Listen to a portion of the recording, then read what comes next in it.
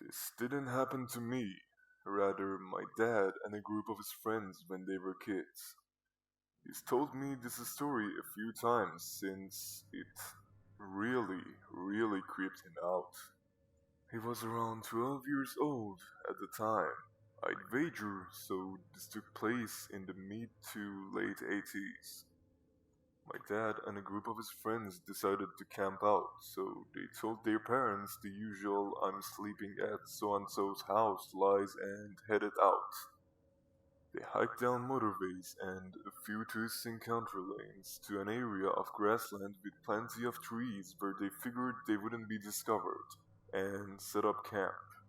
They talked for a while, and when it began to get dark, they decided to set fire to an old fallen tree to provide some extra warmth and light.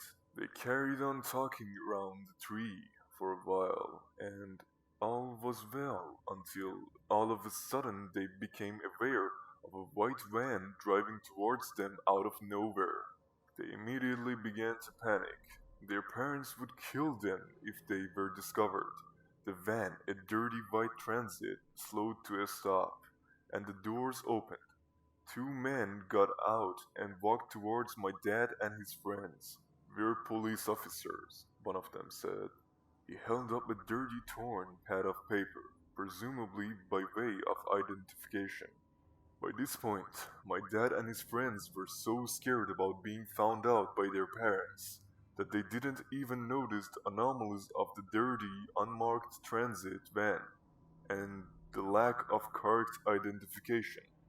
Never mind the fact that the men were wearing dirty clothes themselves.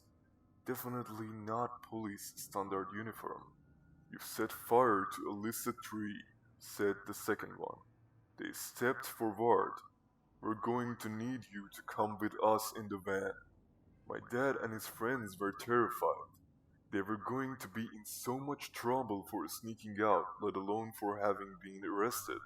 Fearing disappearance authority figures, they felt that they had no choice but to go with the officers.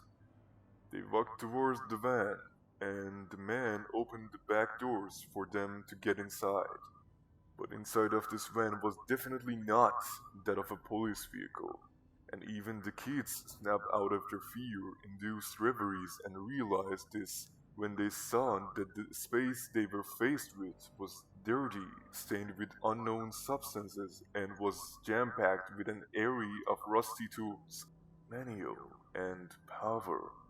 Get in, one of the men repeated, then tried to push one of the boys into the van. This was the final straw. The boys knew that this was not right. My dad shouted for everybody to run, and they all scattered. The man cursed and got back into the van and began to chase the boys. For what seemed like an eternity, the man chased them.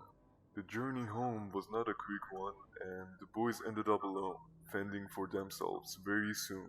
My dad remembers hiding in the bushes, in the country lanes, having to jump over hedges, whilst all the while this van's headlights were showing up everywhere, following them.